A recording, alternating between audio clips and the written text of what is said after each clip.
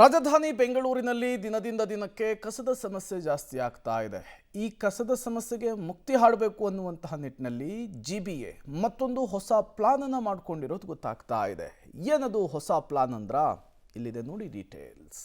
ಬೆಂಗಳೂರಿನ ಕಸ ಸಮಸ್ಯೆ ಬಗೆಹರಿಸಲು ಹೊಸ ಪ್ಲಾನ್, ಹೊಸ ಟೆಂಡರ್ ಕರೆದ ಜಿಬಿಎ, ನಯಾ ರೂಲ್ಸ್, ಬಿಎಸ್ಡಬ್ಲ್ಯೂಎಂಎಲ್ ನಿಂದ ಕಠಿಣ ನಿಯಮ. ಸಿಲಿಕಾನ್ ಸಿಟಿ ಬೆಂಗಳೂರಿನಲ್ಲಿ ಕಸದ ಸಮಸ್ಯೆಯನ್ನ ಬಗೆಹರಿಸುವುದಕ್ಕೆ ಸಾಧ್ಯವೇ ಆಗ್ತಾ ಇಲ್ಲ. ಸಾರ್ವಜನಿಕರ ಮೇಲೆ ಎಷ್ಟೇ ಫೈನ್ ಹಾಕಿದ್ರು ಡೋಂಟ್ ಕೇರ್ ಅಂತಿದ್ದಾರೆ ನಮ್ಮ ಬೆಂಗಳೂರು ಮಂದಿ. ಹೀಗಾಗಿ ಕಸದ ಸಮಸ್ಯೆಗೆ ಬ್ರೇಕ್ ಹಾಕುವ ನಿಟ್ಟಿನಲ್ಲಿ ಜಿಬಿಎ ಹೊಸ ಅಸ್ತ್ರ ಪ್ರಯೋಗಕ್ಕೆ ಮುಂದಾಗಿದೆ.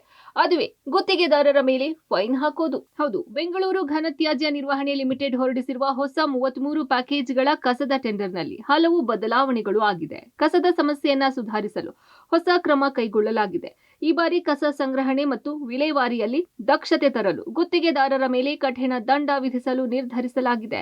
ಮಾರುಕಟ್ಟೆ ಸ್ವಚ್ಛತೆ, ಕಸದ ರಾಶಿ, ಕಾರ್ಮಿಕರ ಹಾಜರಾತಿ ಮತ್ತು ದುರ್ವರ್ತನೆಗಳಿಗೆ ದಂಡ ಅನ್ವಯಿಸುತ್ತದೆ. 20% ಹಣವನ್ನ ತಡೆ ಹಿಡಿದು ದಂಡ ಕಡಿತಗೊಳಿಸಲಾಗುತ್ತದೆ. ಹಾಗಾದ್ರೆ ಯಾವ ತಪ್ಪುಗಳಿಗೆ ಎಷ್ಟೆಷ್ಟು ದಂಡ ಅಂತ ನೋಡೋದಾದ್ರೆ, ಮಾರುಕಟ್ಟೆ ಮತ್ತು ಉದ್ಯಾನವನಗಳ ಸ್ವಚ್ಛತೆ 5,000 ರೂಪಾಯಿ ದಂಡ, ಬ್ಲಾಕ್ ಸ್ಪಾಟ್ ಜಾಗಕ್ಕೆ ಪ್ರತಿದಿನ 100 ರೂಪಾಯಿ ದಂಡ, ಡಿಜಿಟಲ್ ಹಾಜರಾತಿ ಕಡ್ಡಾಯ, ಪ್ರತಿದಿನ 500 ರೂಪಾಯಿ ದಂಡ, ಮದ್ಯಪಾನ ಮತ್ತು ದುರ್ವರ್ತನೆ 10,000 ರೂಪಾಯಿ ದಂಡ, ಸಿಬ್ಬಂದಿ ಅನಧಿಕೃತ ಬದಲಾವಣೆ 10,000 ರೂಪಾಯಿ ದಂಡ, ಅನಧಿಕೃತ ಸ್ಥಳದಲ್ಲಿ ಕಸ ಡಂಪ್ ಮಾಡಿದ್ರೆ 50,000 ರೂಪಾಯಿ ದಂಡ, ಟೆಂಡರ್ ಪಡೆದವರು ಆಟೋ ಖರೀದಿಸಲೇಬೇಕು, ಕಸ ಸಂಗ್ರಹದ ಆಟೋಗೆ ಜಿಪಿಎಸ್ ಕಡ್ಡಾಯ, ಆಟೋದಿಂದ ಕಸ ಸೋರಿಕೆಯಾದ್ರೂ ದಂಡ.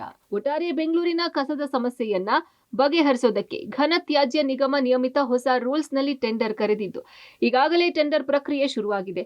ಕಸವನ್ನ ಜನರು ರಸ್ತೆಗೆ ಹಾಕಿದ್ರೆ ಅವರ ಮೇಲೂ ದಂಡ ಮುಂದುವರಿಯಲಿದ್ದು, ಈಗ ಟೆಂಡರ್ ಪಡೆದವರು ಕಳ್ಳಾಟ ಆಡದಂತೆ ಕಸ ನಿರ್ವಹಣೆ ಮಾಡಲೇಬೇಕಾದ ಮಾದರಿಯಲ್ಲಿ ನಯಾ ರೂಲ್ಸ್ ಮಾಡಿದ್ದಾರೆ. ಇದು ಯಾವ ರೀತಿ ವರ್ಕೌಟ್ ಆಗುತ್ತೆ ಕಾದು ನೋಡಬೇಕಿದೆ. Maruti Bellur, public TV, Bengaluru.